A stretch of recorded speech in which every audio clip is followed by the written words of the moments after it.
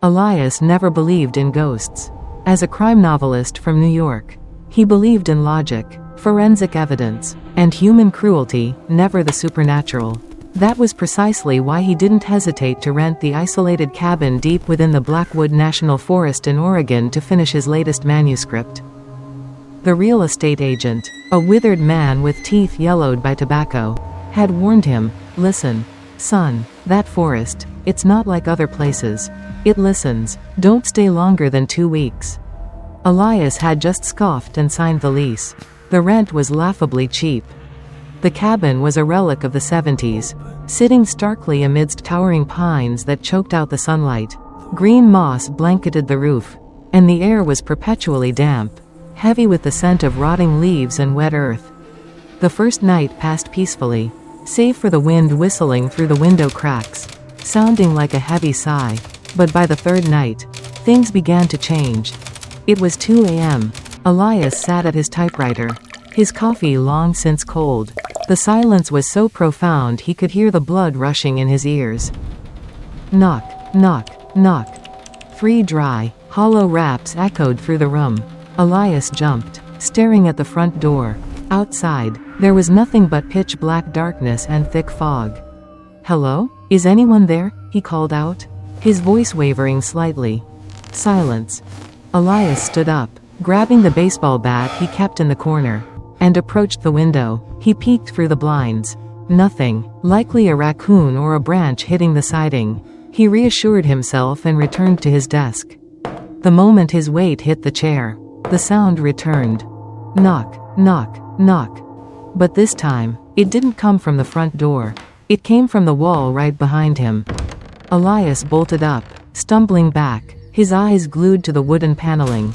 That wall separated the living room from the bedroom. There was no way anyone could be inside it. "Rats. It's definitely rats," he muttered, trying to use logic to banish the creeping fear. But then, another sound pierced the air, freezing the blood in his veins. "Rats. It's definitely rats." The voice came from the other side of the wall. It wasn't a stranger's voice. It was Elias's own.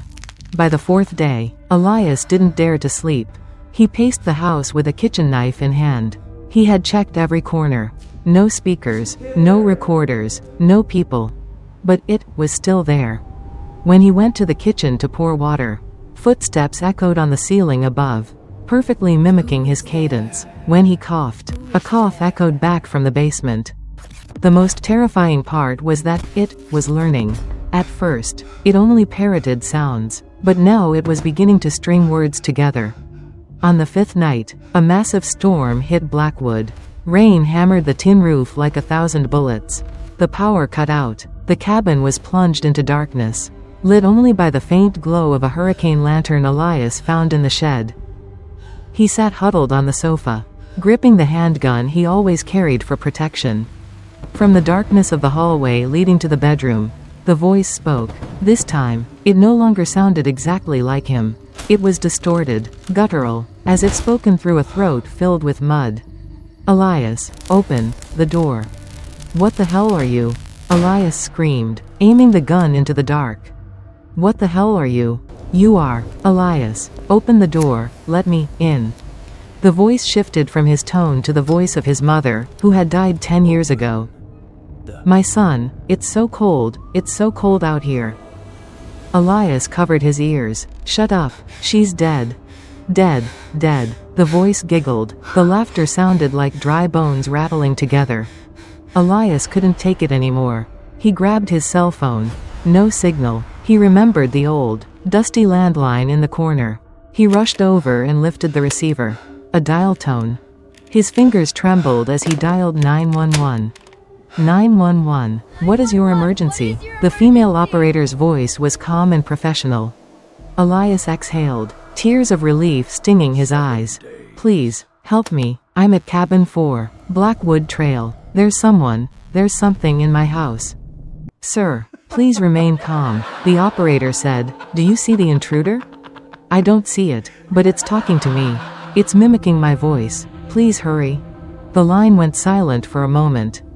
"Hello? Are you still there?" Elias shouted. Then, the voice on the phone changed. It was no longer the operator. It dropped in pitch, becoming distorted and terrifyingly familiar. Elias, who do you think you are talking to? Elias dropped the receiver. The phone cord had been cut long ago, the severed end was dangling right under the table. What had he been talking to? A bolt of lightning tore through the sky, illuminating the living room for a split second. In that brief flash, Elias saw it.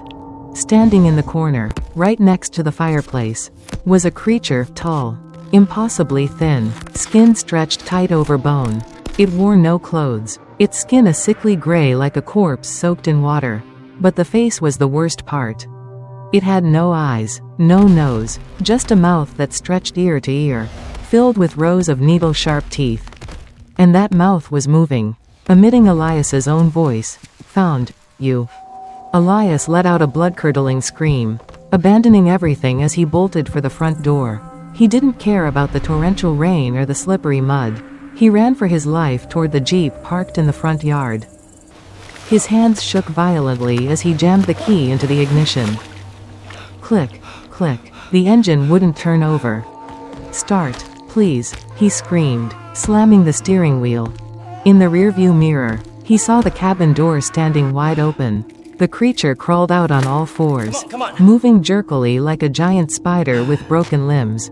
It was rushing toward the car with terrifying speed. Vroom. The engine roared to life. Elias slammed on the gas. The Jeep lurched forward, tires spinning and spraying mud, before rocketing off the trail, leaving the creature behind, screaming in the voice of a crying newborn baby. Elias drove 50 miles without stopping until he saw the lights of a 24-hour gas station on the highway. He burst inside, soaking wet, his face drained of color, nearly scaring the night shift attendant into calling the cops. He sat on the floor, shivering as he drank the hot cocoa the kind attendant gave him. The bright neon lights and the soft country music from the radio slowly calmed him down. He had escaped. He was alive. You okay, buddy? The attendant asked, looking concerned. You look like you've seen a ghost. Elias smiled, a twisted, broken smile. You wouldn't believe me. Well, rest up. You want to call anyone? Phone's on the counter. Elias shook his head. He didn't want to touch a phone ever again. He just wanted to sit here until sunrise. He closed his eyes, leaning his head against a shelf, listening to the rain tapering off outside. It was over. Suddenly, the country song on the ceiling speakers was interrupted by static. The attendant frowned, reaching up to tap the old radio. Damn thing, every time it rains it gets. But Elias's eyes snapped open. His heart stopped. The static cut out completely. Total silence for 1 second.